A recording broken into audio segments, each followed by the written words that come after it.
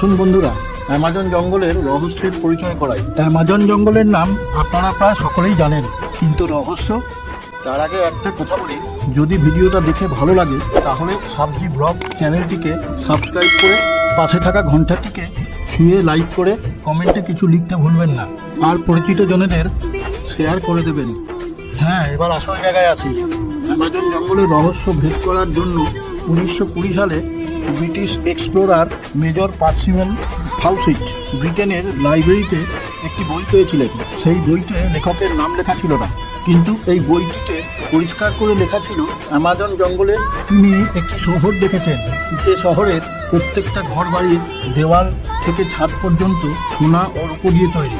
Major তখন ভাবলেন ব্যাপারটা একটু অনুসন্ধান করে দেখা যাক। তখন তার কিছু সঙ্গী সাথীদের তিনি সেই কথা বলেন এবং তাদের রাজি করিয়ে বেরিয়ে পড়েন অ্যামাজন জঙ্গলের সেই শহর খোঁজার উদ্দেশ্যে, যাকে লস্ট সিটি অফ জেড নামে জানা যায়। সেই মেজর দাবি করেছিলেন অ্যামাজনের জঙ্গলে 62 থেকে 70 ফুটের অ্যানাকোন্ডা দেখেছিলেন। সেই সময় তিনি বছরের পর বছর এই শহরটির খোঁজ করেন এবং তখন তিনি একটি চিঠি লেখেন।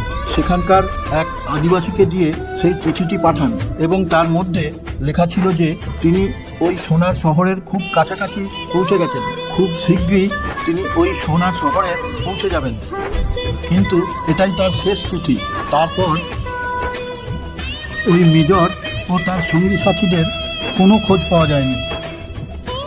আরও কিছুদিন অপেক্ষা করার পর যখন আর তার কোনো খোঁজ পাওয়া যাচ্ছে না মেজর ও তার সঙ্গী সাথীদের, তখন ব্রিটিশ সরকারের কাছে তার পরিবার আবেদন করেন খোঁজার জন্য।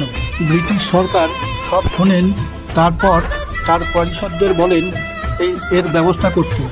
সরকারের পারিষদরা তখন তাকে খোঁজ করার জন্য 200 জনের একটি দলকে পাঠানো হয়েছিল। ব্রিটিশ সরকার অনেক দিন অপেক্ষা করার পর বুঝতে পারেন কোনো অজ্ঞাত কারণবশত বা কোনো খোঁজও পাওয়া যায়নি, আর একটা রহস্যই রয়ে গেছে। মেজর ও তার সাথীরা ওই শহরটির খোঁজ পেয়ে সেখানেই থেকে গেছেন নাকি অন্য কোনোভাবে তাদের মৃত্যু হয়েছে, এখনো পর্যন্ত তা আর জানা যায়নি।